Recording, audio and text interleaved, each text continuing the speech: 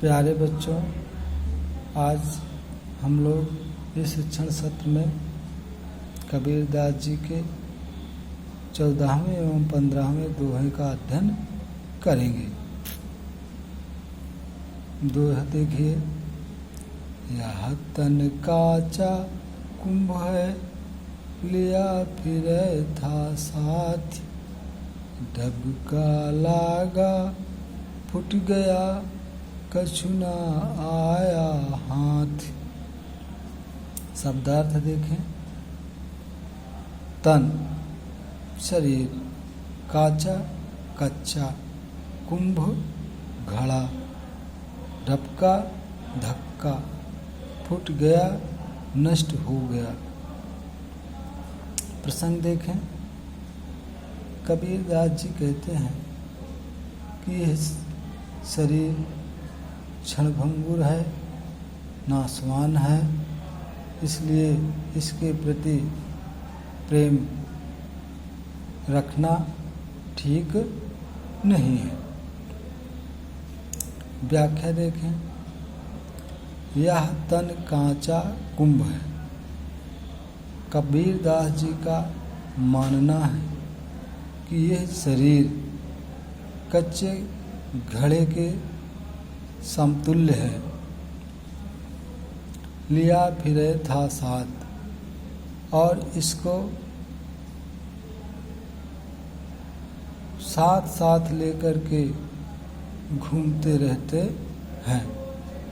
ढपका लागा फूट गया, और मृत्यु रूपी धक्का लगते ही यह शरीर फूटकर नष्ट हो जाता है, टूटकर समाप्त हो जाता है।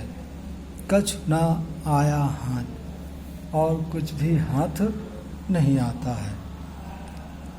जैसे कि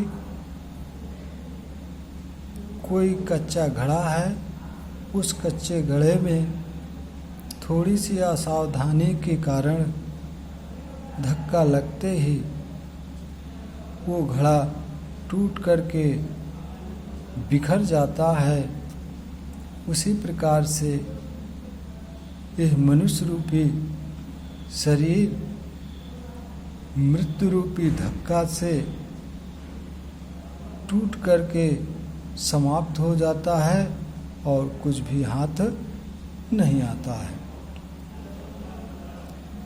इसके काव्य सौंदर्य देखें।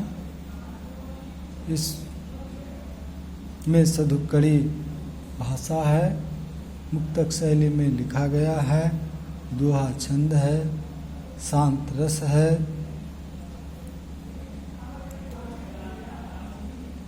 कांचा कुंभ में अनुप्रास अलंकार है, शब्द शक्ति अभिधा एवं लक्षणा है। अगला देखिए। कबीर कहा गर्बियो, देहि देख सुरंग, बिछड़िया मिलबो नहीं, ज्यों कांचल भुवंग। कठिन शब्दार्थ देखें। गर्बियो यानी घमंड, देहि शरीर, सुरंग सुंदर, बिछड़िया बिछुड़ना, कांचल केचुल, भुवंग सर्प। व्याख्या देखें। कबीरदास जी कहते हैं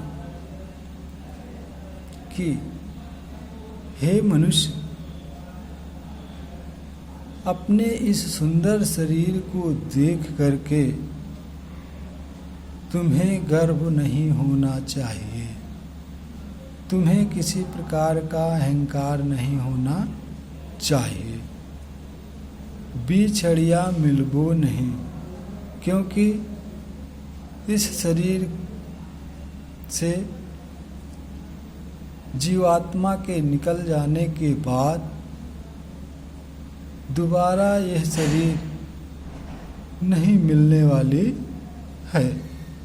ज्यों कांचल भुवंग, जिस प्रकार से कांचल माने केचुल, भुवंग यानी सर्प, जिस प्रकार से कोई सर्प अपने केंचुल को छोड़ देने के बाद उसको अपने फिर उस शरीर पर नहीं धारण करता है, उसी प्रकार से इस सुंदर शरीर में जब जीवात्मा निकल जाती है तब दोबारा इस शरीर पर धारण नहीं करती है, अर्थात कितनी भी सुंदर शरीर क्यों ना हो, फिर इस शरीर का अस्तित्व समाप्त हो जाता है।